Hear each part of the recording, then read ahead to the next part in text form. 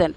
तो स्पीसीज़ को मेनली जो हम समझते हैं बायोडाइवर्सिटी उसको कहते हैं, लेकिन जो बहुत अलग अलग टाइप के जब हम लेवल पर जाते हैं तो बायोडाइवर्सिटी के टाइप्स भी, हमें लेवल्स ऑफ बायोडाइवर्सिटी भी मिलते हैं। बट यहाँ पर हमको यही समझना है, van ever whether or not a species can occur on a site is determined by the environmental conditions of the site। यानी कि किसी जगह पर कोई स्पेशल स्पीसीज़ रहती है और वो स्पीसीज़ के जो कैरेक्टर्स हैं वो किस बात पर डिपेंड करते हैं कि वहाँ की एनवायरमेंटल कंडीशंस कैसी हैं। जैसे कि जो ज़ीरोफाइट्स हैं वो कैसे एनवायरमेंटल कंडीशन में डेवलप होते हैं, वो जहाँ पर, जैसे कि आप यहाँ पर देख पा रहे होंगे इस डायग्राम में, मैंने इसके पहले वाला जो ये डायग्राम है इसमें आप देख रहे हो यहाँ पर कि ये आप देख रहे हो कि ये थोड़ा सा ड्राई एरिड एरिया है। तो यहाँ पर जो है प्लांट्स डेवलप होंगे वो कैसे होंगे, ज़ीरोफाइट्स होंगे। इसी तरह मैंने अभी आपको बताया निलंबो, न्यूसीफेरा या कमल के बारे में बताया, तो वो एक एक्वेटिक प्लांट है और वो वाटर जहाँ होगा यानी पॉन्ड होगा वहाँ पर होंगे। यानी कि जो स्पीसीज़ है वो कोई स्पीसीज़ कैसी डेवलप होंगी, उसके फीचर्स क्या होंगे, ये बहुत कुछ डिपेंड करता है एनवायरमेंटल कंडीशंस के ऊपर। और range of tolerance of the species, यानी कि वो स्पीसीज़ किस टाइप का जो एनवायरमेंटल स्ट्रेस है वो बियर कर सकती है। ठीक है, अब आप ये सोचें कि आम के पौधे को हम बहुत सूखी सी जगह पे ग्रो करा दें और सोचें कि उससे बहुत अच्छा प्रोडक्शन होगा, तो ये पॉसिबल नहीं हो पाता है। ठीक है, तो इस तरीके से कुल मिलाकर ये कहेंगे कि we visit a different patch of forest at some other place and compare its biodiversity with that of the previous one। यानी कि हम किसी एक जगह पर, जैसे कि यहीं पर आप देख रहे हो स्लाइड में ही देखो कि यहाँ पर जो स्पीसीज़ होगी यहाँ एक अलग होंगी और इस एरिया में देखिए डेंस हमें दिखाई दे रहा है। तो 100% यहाँ पर वाटर की अवेलेबिलिटी, टेम्परेचर जो है वो अवेलेबिलिटी क्या है, फेवरेबल कंडीशन में है, और यहाँ पर क्या है, यहाँ पर अनफेवरेबल कंडीशन है। तो यहाँ पर डिफरेंट टाइप की स्पीसीज़ होंगे और नंबर ऑफ़ स्पीसीज़ कम है, यहाँ पर मोर नंबर ऑफ़ स्पीसीज़ होगी और ये एक्चुअली मीज़ोफाइटिक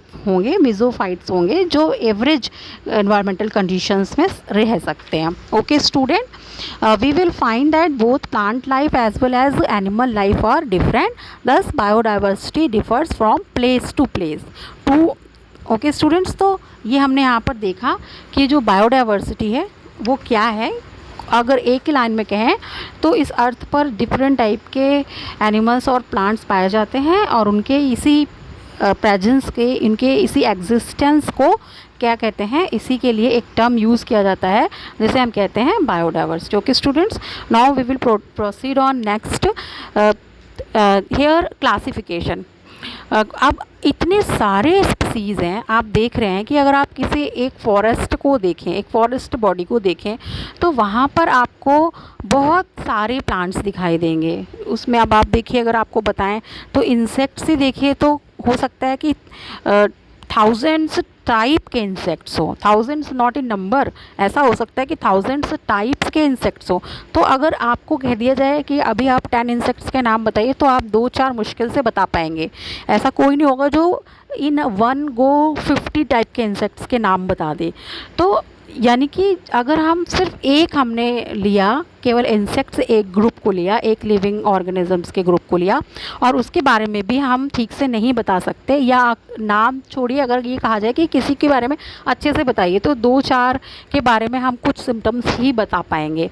तो यानी कि जो इतने ज़्यादा जो डिफरेंट वैरायटी है अर्थ पर एग्जिस्ट करती है, means existence of ट्रेमेंडस variety on earth in form of biodiversity creates a challenge for biologists to study all these varieties। तो इन्हें कैसे पढ़ा जाए, इनके बारे में कैसे जाना जाए, तो इसके लिए किसी एक टेक्निक की ज़रूरत है। तो वो टेक्निक क्या है, वही टेक्निक क्या है बेटा, वो टेक्निक है क्लासिफिकेशन। लिखा है यहाँ पर देखिए स्लाइड में, classification is grouping things together on the basis of features they have in common. यानी कि हम क्या करें, एक जैसी चीज़ों को अगर ग्रुप बना दें एक जैसी चीज़ों का, तो वो प्रोसेस ही क्या कहलाती है, क्लासिफिकेशन कहलाती है। जैसे कि आप नवोदय में जानते हैं कि आप नवोदय स्कूल में पढ़ते, तो नवोदय स्कूल के बच्चों में क्लासिफिकेशन होता है, अरावली, नीलगिरी, शिवालिक, उदयगिरी।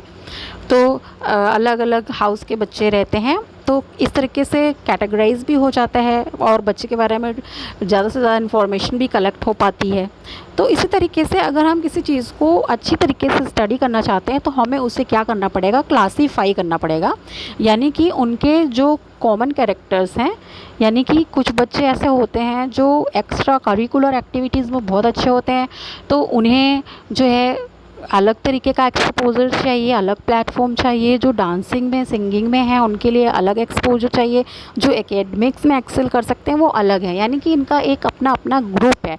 जो नेचुरल उनके टैलेंट हैं उसको डेवलप, उसी आधार पर जो उनका नेचुरल टैलेंट है अगर उस बेसिस पर उनको डेवलप किया जाए तो ही उनका ऑलराउंड डेवलपमेंट होता है। तो यानी कि अगर हम चाहते हैं कि हम उस टैलेंट को पॉजिटिवली एक्सप्लोर करें तो क्या करना होगा, हमें पहले उनके बारे में अच्छे से पता होना चाहिए, कैटेगराइज होना चाहिए कि ये एकेडमिक में एक्सेलेंट करने वाले हैं और ये जो है एक्स्ट्रा करिकुलर में है और एक्स्ट्रा करिकुलर में भी ये स्पोर्ट्स में जा सकते हैं, ये सिंगिंग डांसिंग में जा सकते हैं, ये बाकी एक्टिविटीज़ में जा सकते हैं। तो इसी तरीके से जो अर्थ पर जो ट्रेमेंडस types of variety, vast variety of life forms present है, उसे अगर फीचर्स के आधार पर, कैरेक्टर्स के आधार पर, गुण धर्म के आधार पर, यानी मॉर्फोलॉजी या एनाटॉमी के आधार पर अगर ग्रुप कर दिया जाएगा तो क्या होगा, इससे जो स्टडी है डिफरेंट एनिमल्स की या प्लांट्स की वो इजी हो जाएगी। The science of classification is called taxonomy. तो यही जो एक साइंस है, साइंस की एक ब्रांच है जिसमें हम इस तरीके से कि कैसे किन कॉन्सेप्ट्स, किन बेसिक्स को फॉलो करके, कौन से रूल्स फॉलो करके किन्हीं एनिमल्स को एक ग्रुप में रखा जाता है, ये सब कुछ हम जिस साइंस की ब्रांच में स्टडी करते हैं, साइंस की उसी ब्रांच को बोलते हैं टैक्सोनॉमी। तो दो चीज़ें हमें पता चली। Classification, what is classification? Classification is grouping things together on the basis of features they have in common. And science of classifying things, especially science of classifying living plant, living animal and other living organisms on basis of their features is known as taxonomy. Okay student, the science of taxonomy has two branches. अगर हम बात करें कि taxonomy को और आगे उसके बारे में और जानना चाहें तो हमें कुछ टर्म्स और मिलते हैं। एक मिलता है सिस्टमैटिक्स और नॉमेनक्लेचर।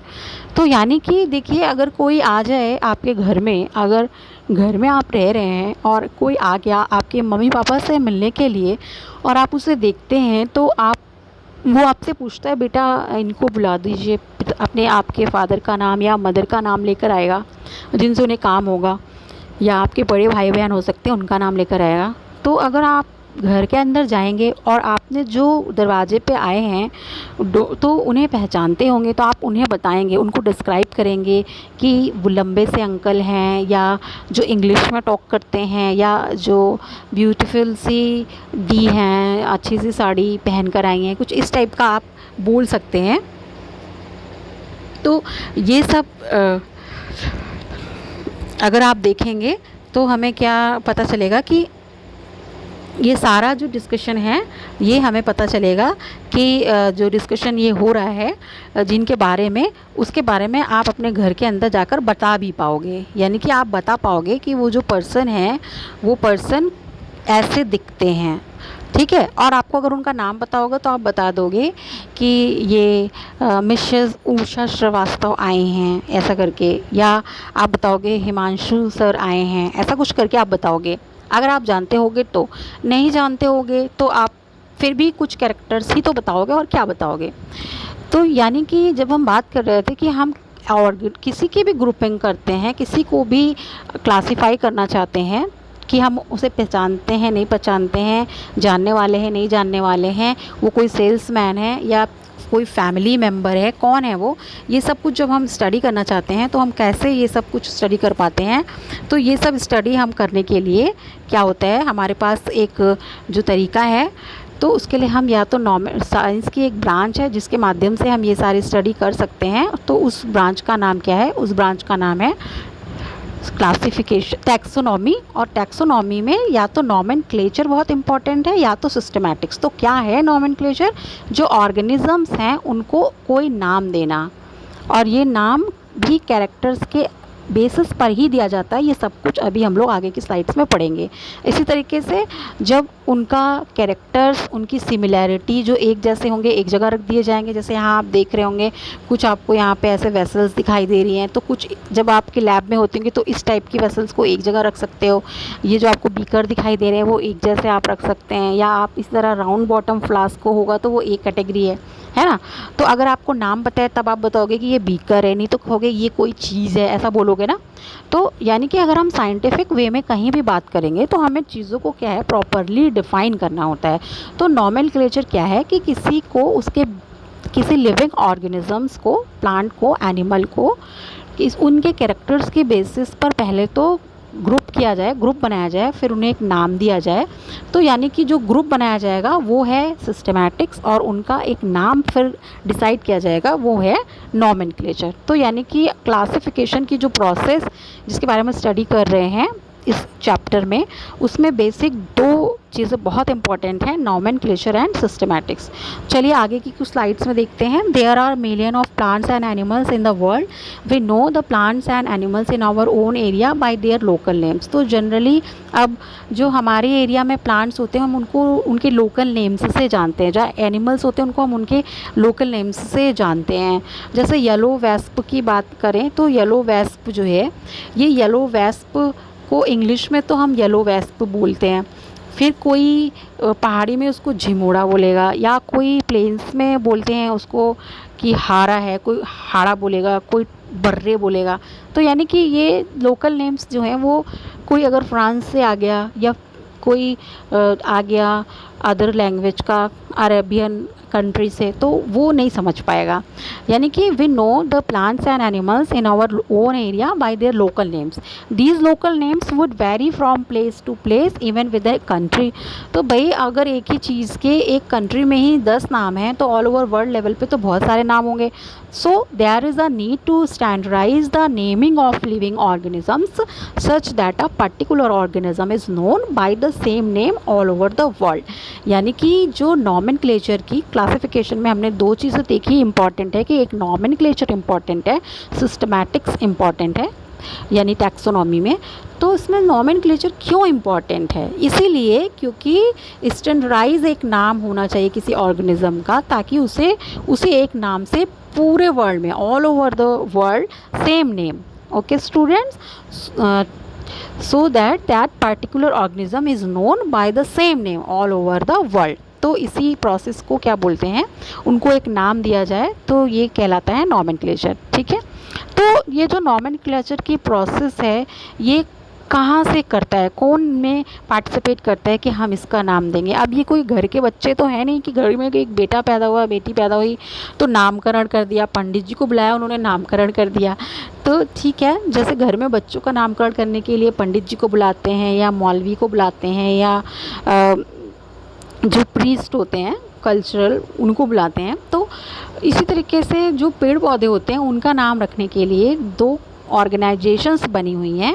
एक है international code for botanical nomenclature, एक है international code for zoological nomenclature.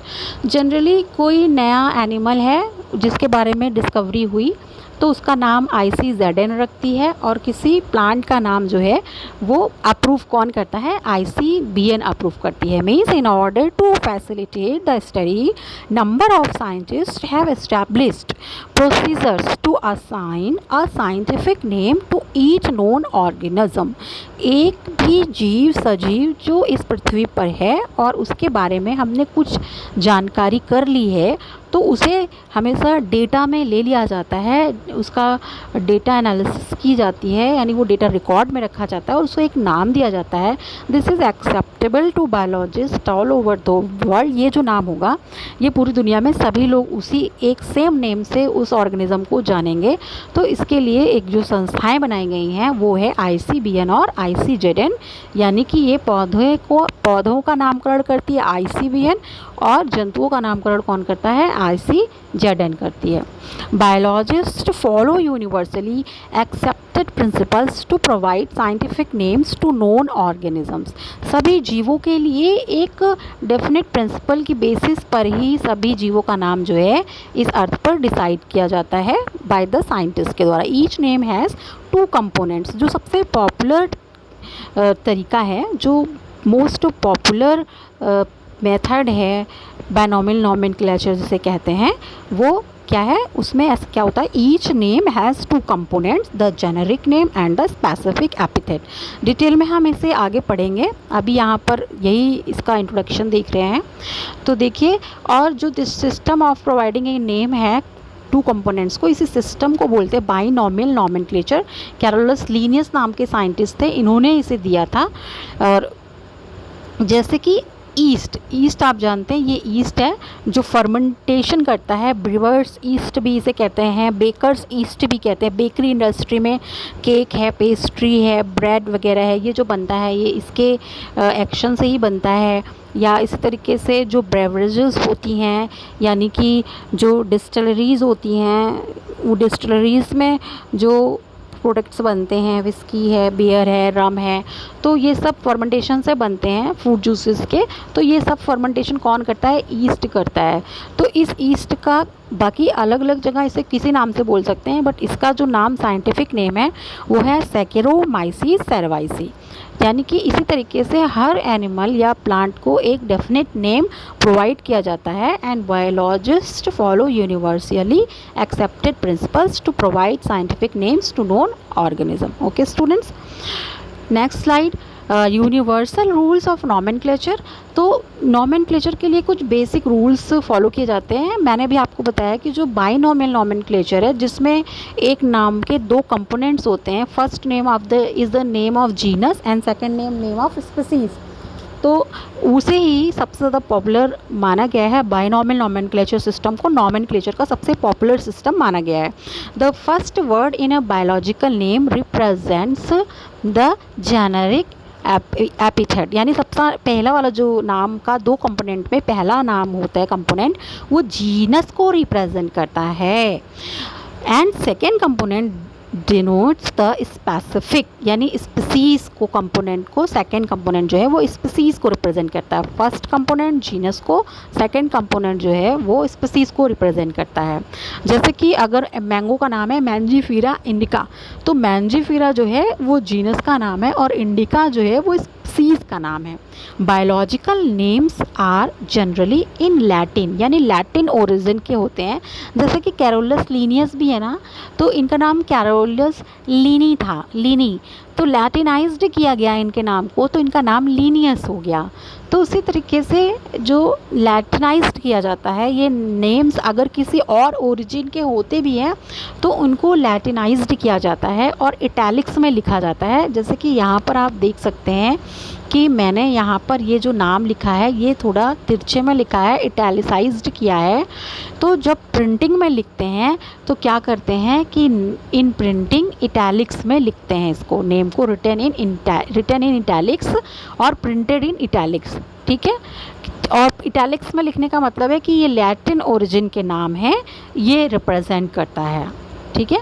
Both the words in a biological name when hand written, भाई देखिए हमेशा प्रिंटिंग थोड़ी होती है। नाम तो जैसे अगर फ्रॉक का नाम है तो फ्रॉक का नाम हुआ राना टिग्रीना, तो हाथ से भी तो लिखेंगे हम, भाई हाथ से ही तो लिखेंगे कॉपी में।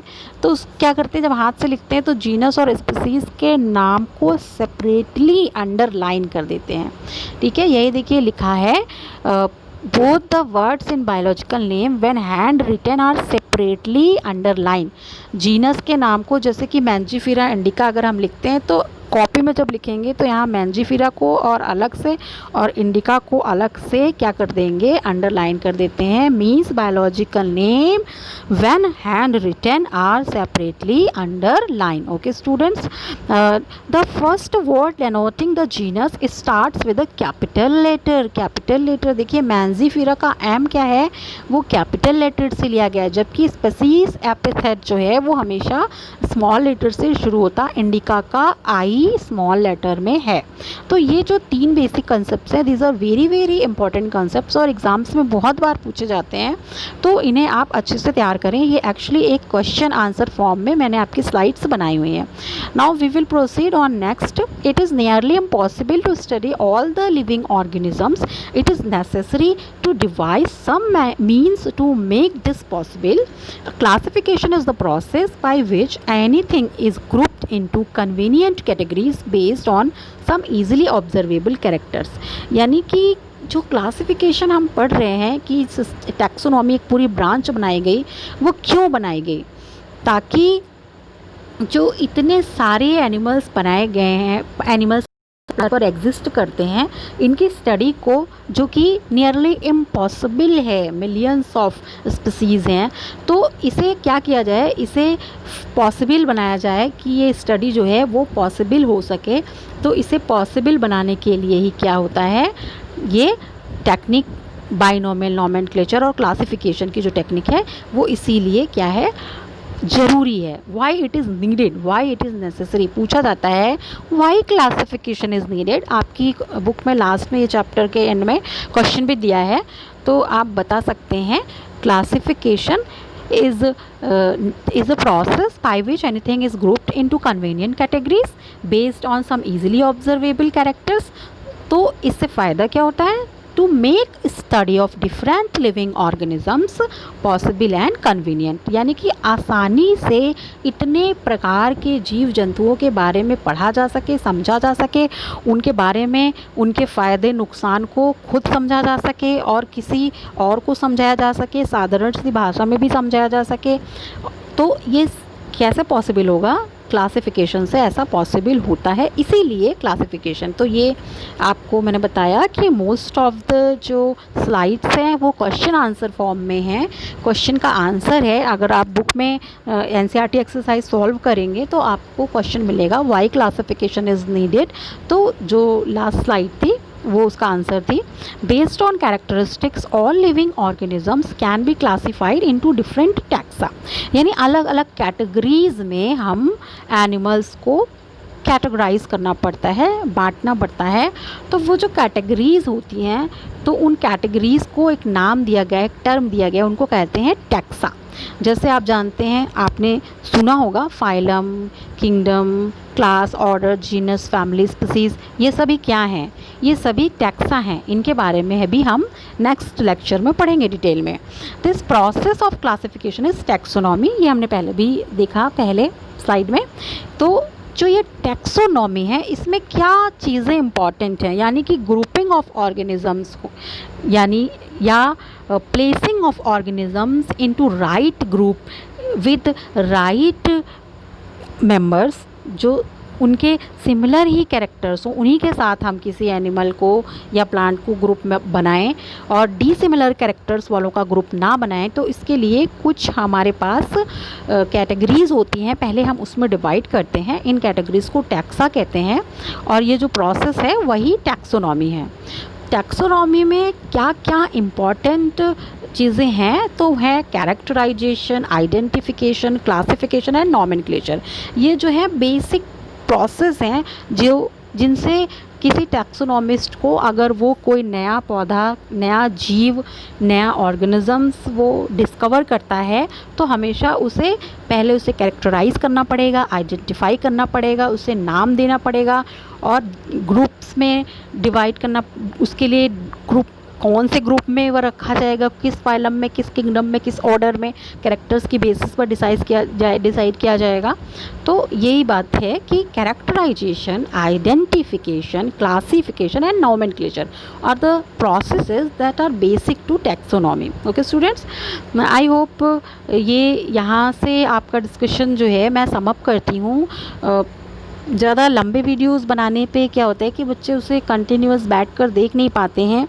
और बेटा अभी लॉकडाउन चल ही रहा है और इस टाइम का आप फ्रूटफुल यूज़ कर सकें और आप निराश ना हो और एनर्जी के साथ लगे रहें। अपना काम घर पर है तो भी क्या हुआ, अपना काम घर पर रहते हुए अच्छी तरीके से करें, पूरी ऊर्जा के साथ लगे रहें।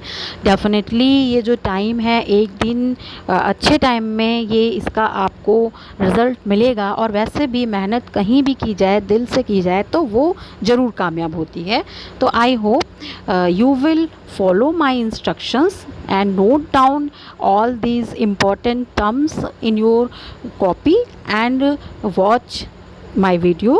You will definitely be benefited. If you have any doubt, then you can type your queries in comment box, or you can ask me in class. Okay students, thank you.